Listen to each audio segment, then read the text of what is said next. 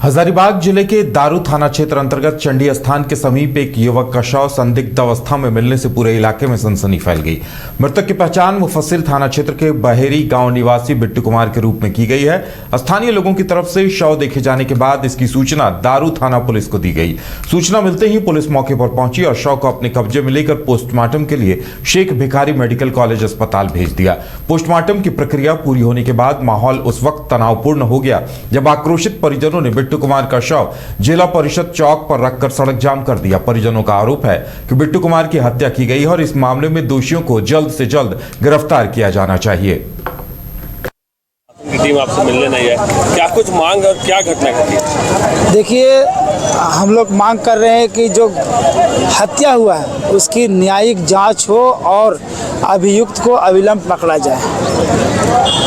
एकदम गरीब परिवार है, छोटा छोटा बच्चा है, उसे घर में कमाने वाला इकलौता परिवार था, अब भुखमरी के कगार पर चला गया। कम से कम प्रशासन आकर के गरीब लोग से वार्ता कम से कम कर लेना चाहिए। हम डीएसपी को फ़ोन किए हैं अपने से 3 बार, अभी तक डीएसपी साहब 1 बार उठाए हैं, उसके बाद भी फ़ोन उठाना बंद कर दिए। कितने घंटा से बॉडी लेकर बैठे हैं? 3 घंटा से यहाँ के जनता 3 घंटा से बैठा हुआ है, पूरा ग्रामीण लोग 3 घंटा से बैठा हुआ है। दिन में 12 बजे मेरा भतीजा लोहा बांध रहा था ग्रेड बीम का, तो बांध रहा था तो अशोक था फ़ोन किया कि बिट्टू आइए सब मुर्गा खिलाएंगे। अब बुला करके वैसा घटना किया। बच्चा गया डमर चौक तक, वहाँ से घूम गया और फिर घूमने के बाद फिर डमर से घर गया और घर से फिर का दिमाग काम किया, फिर चला गया चुरचू। बार बार वो फ़ोन कर रहा था, चला गया वो वहाँ। तो ऐसा घटना रात में 6 बजे लगभग हुआ है। क्या हुआ है? प्रशासन की टीम आपसे राजधानी रांची के उरमांझी थाना क्षेत्र से लापता 12 वर्षीय कन्हैया कुमार कोडरमा जिले में बरामद किया गया। बता दें कि कन्हैया कुमार पिछले 2 महीनों से लापता था और रांची पुलिस खोज में जुटी थी। पूरे मामले को लेकर जानकारी देते हुए रांची के ग्रामीण एसपी प्रवीण पुष्कर ने बताया कि कन्हैया कुमार नवंबर महीने से ही गायब था और सुबह सुबह कोडरमा से रिकवर हुआ। कन्हैया कुमार 22 नवंबर को अपने नानी घर हाजीपुर गया था। उसके बाद वहां से रांची आने के लिए उसे 200 रुपए दिए गए। इसके बाद बस वाले ने उसे कोडरमा में ही उतार दिया, जहां वो एक मछली दुकान में काम करने लगा था। उरमांझी थाना के रहने वाले कन्हैया कुमार, जो कि 11 साल का है, वो लापता हो गया था। आज सुबह ये कोडरमा से रिकवर हुआ है। इसकी स्टोरी एक्चुअली ये है कि ये अपने नानी घर गया हुआ था और वो 22 नवंबर को नानी घर गया हुआ था, जो कि हाजीपुर में है। हाजीपुर से इसको सिर्फ 200 रुपये दिए गए वापस रांची आने के लिए। तो बस वाले ने इसको बीच में उतार दिया, जो कि कोडरमा में उतार दिया। कोडरमा में ये एक मछली दुकान पे वहाँ पे काम करने लगा और वहीं पे 2 महीने से था। और जो भी इससे पूछता था इसका घर कहाँ है, तो ये उसका अपना घर हाजीपुर ही बताता था, उरमांझी नहीं बताता था। तो जब इसका प्रचार प्रसार हुआ, जब मछली दुकान वाले को पता चला कि ये बच्चा लापता हो गया है, तो उसने सूचना दी, लेकिन उसने हाजीपुर थाने को सूचना दी और उसके लोकल थाने को दी। जब लोकल थाने को सूचना प्राप्त हुई तो उन्होंने फिर रांची को कांटेक्ट किया और बच्चा बरामद। राजधानी रांची के पंडरा ओपी क्षेत्र अंतर्गत 17 जनवरी की रात पिस्का मोड़ तेल मिल गली के पास स्थित राजधानी के मान्या टावर के पास कई राउंड फायरिंग की गई थी, जिसके बाद रांची पुलिस ने कार्रवाई करते हुए अनुसंधान और छापेमारी शुरू की थी। इसी क्रम में पुलिस को जानकारी मिली कि उसी दिन दोपहर में कांके रिंग रोड का 3 एकड़ जमीन को लेकर आकाश सिंह और विकास सिंह गुट के साथ दूसरे गुट संजय पांडे, रवि यादव और आशु साव के बीच मारपीट की घटना हुई थी। वहीं मामले को लेकर सिटी एसपी पारस राणा ने जानकारी देते हुए बताया कि कुल 6 लोगों को गिरफ्तार किया गया है और देसी कट्टा, लोडेड जिंदा गोली, घटनास्थल से फायरिंग किया हुआ 7 खाली खोखे, एक स्कॉर्पियो समेत कई मोबाइल भी बरामद किए गए हैं। 17 जनवरी की रात 9:30 बजे के करीब पिस्का मोड़ के पास राजधानी मान्या टावर के बाहर कुछ गोलीबारी की घटना की सूचना पुलिस को प्राप्त हुई थी। उसी सूचना के बाद ये भी पता लगाया गया था कि जो इंजर्ड है उनको कहाँ लेकर जाया जा रहा है।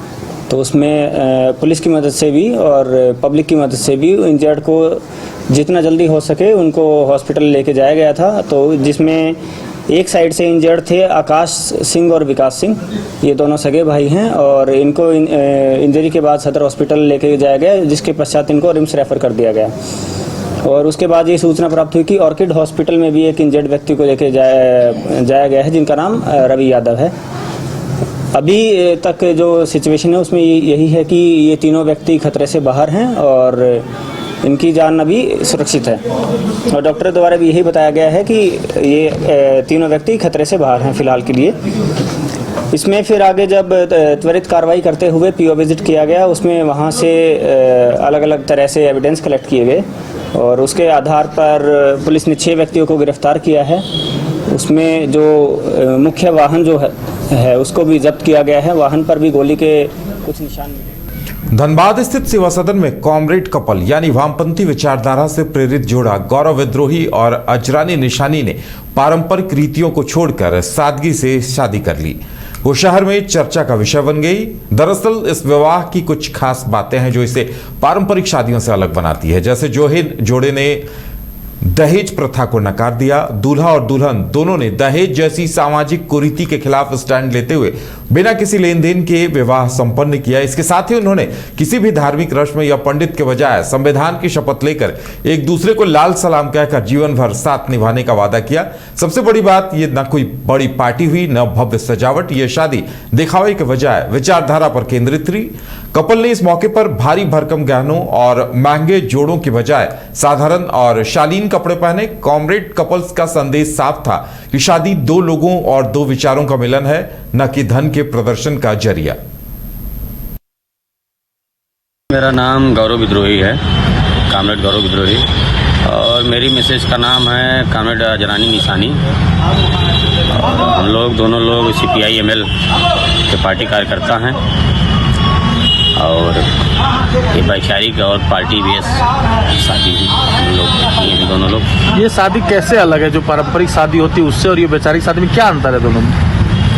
वैचारिक शादी में जो ये विचारधारा से जुड़ी शादी है, 2 विचारधारा के लोग, एक ही विचारधारा के 2 लोग एक हुए हैं और हम दोनों लोग वैचारिक लड़ाई में शामिल रहे हैं, आंदोलनात्मक लड़ाई में भी दोनों लोग शामिल रहे हैं। ये शादी फिजूल खर्ची, आडंबर और भेदभाव और धार्मिक अंधविश्वास से अलग शादी है जो समाज को एक दिशा दिखाती है कि इस तरीके से भी फिजूल खर्ची से बचते हुए और धार्मिक आडंबरों से बचते हुए भी हम लोग नए जीवन की शुरुआत कर सकते हैं। तो ये आपका अड़ोस पड़ोस या परिजन नाराज नहीं होंगे कि उन लोग को शादी में नहीं बुलाया गया है?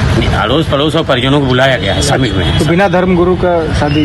हाँ, हम लोग पार्टी बेस पे ही शादी की है। तो मंत्रोच्चार वगैरह मैंने किस पद्धति के तरह शादी हुई है? मंत्रोच्चारण हुआ? नहीं, हम लोग की शादी मार्क्सवादी और लेनिनवादी पद्धति से हुई है। जैसे उसमें क्या होता है थोड़ा बहुत बता पाएं? उसमें जो है वैचारिक बातें हुई हैं और मजदूरों किसानों के अधिकारों के लिए संघर्षरत रहने के लिए हम लोगों ने कोई MOU पर हस्ताक्षर किया है एक दूसरे के, और साथ में हम लोग रहते हुए जो है मजदूरों किसानों के संघर्ष। लव कम अरेंज मैरिज है।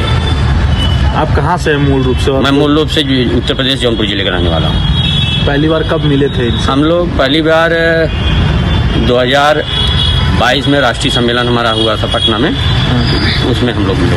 तो फिर प्रेम हो गया और आज तो इस तरह से पार्टी में कहीं और शादी हुआ है आपका?